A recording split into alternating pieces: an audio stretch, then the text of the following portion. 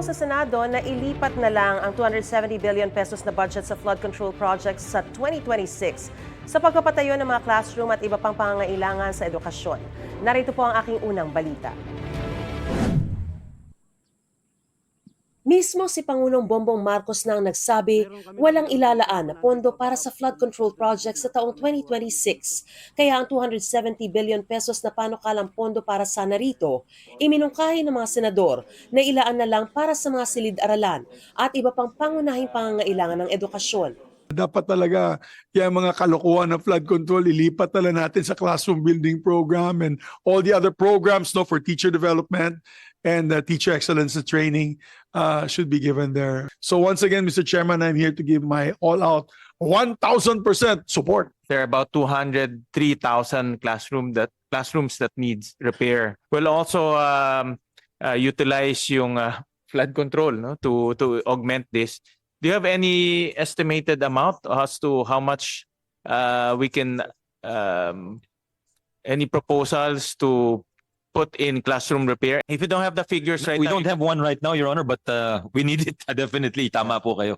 But and we'll work with you. And maybe we'll get back to you on that yung kailan talaga pwede. Pero pinuna ni Senate Committee on Finance Chairman Senador Win Gatchalian ang mababa umanong utilization rate ng pondo ng Department of Education. Ayon kay Gatchalian, nasa 56 billion pesos ang hindi pa nagagamit, kaya't nananatiling problema ang obligasyon at implementasyon ng mga proyekto. Dagdag naman ni Senador Bam Aquino, mas mainam kung ang pondo ay mailaan sa tamang presyo at mabilis na implementasyon. Kasabay ng pagpuna sa mabagal na proseso ng DPWH sa classroom building program. We have to look at the price also because ang naging problema rin kasi with the DPWH price is that it's really higher than what our LGUs are utilizing. No? Pinuri naman ni Senador Loren Legarda ang DepEd sa kanilang pagsusumikap na humanap ng pangmatagalang solusyon tulad ng PPPs o Public-Private Partnership at mas malawak na partisipasyon ng mga LGU at civil society group.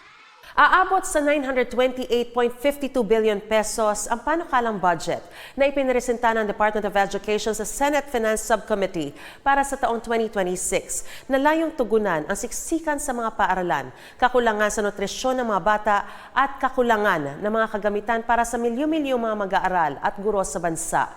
Ang pondong ito ay tinuturing ng naisumite para talakayin sa plenaryo.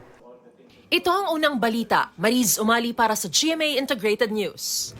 Gusto mo bang mauna sa mga balita?